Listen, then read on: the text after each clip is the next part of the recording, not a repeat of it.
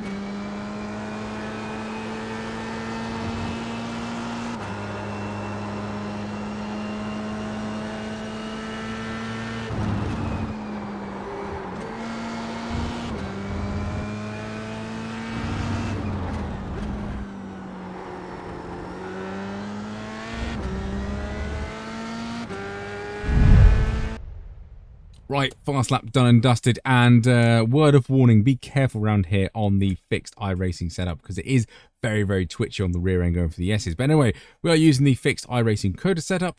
88 Fahrenheit for track temp and moderate usage of 44% is what I always use for these guides. And the lap I'm actually going to show you is the one just above my head. You can just about see it there. I'll get rid of my head for you. It is a 1:58.829. So you can see there our fastest was actually 58.6.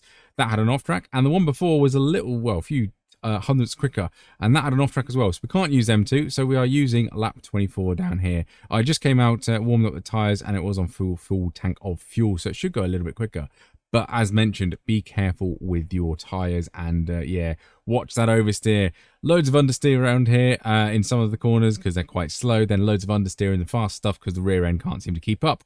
If you can get an open setup, do that. That's my opinion. The split times down here, you can see there my optimals are 58.3, and my best time there is the one I'm actually going to show you, which is a 1:58.829.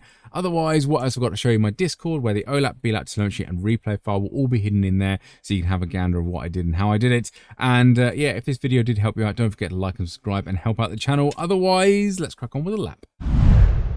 Right then, COTA, this slippery little rascal, you have to be careful around here. Lots of understeering slow and lots of oversteer in high speed. So we're coming up to the hill of turn 1. Just before this white line completely across the track, we're braking. We're kind of diagonal into the apex. Get the car slow down in a straight line, but diagonal across the track. Give the curb a little cheeky tickle as you go through, and get on full power as early as you can. Be careful of that throttle, very easy to face and spin inwards on the on the inside of turn 1 there.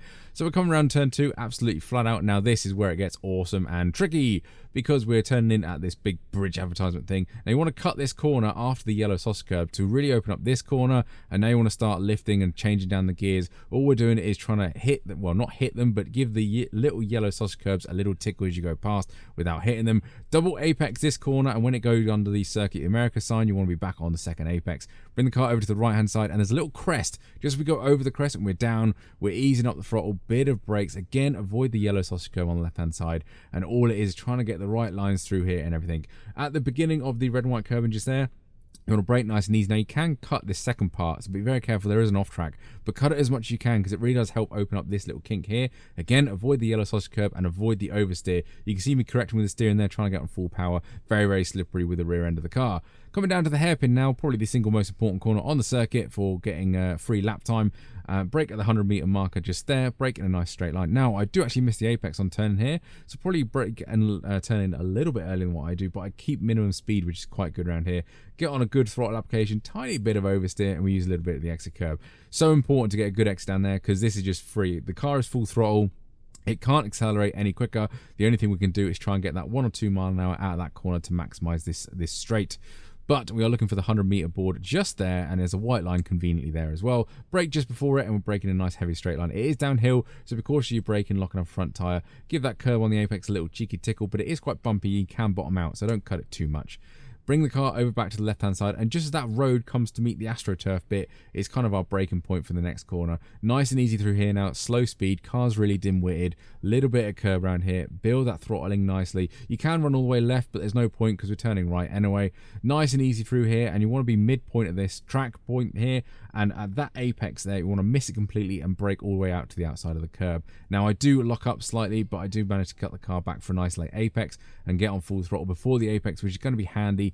There will be dive bombs into that corner, so be careful. Just make sure you get a better exit through here. This is all full throttle. You want to miss the first little kink of the apex and hit this curb right here, because then the car will drift out and it'll kind of come back to you again. Don't worry about hitting any other curbs. Just keep a nice smooth steering angle and be careful that rear end stepping out.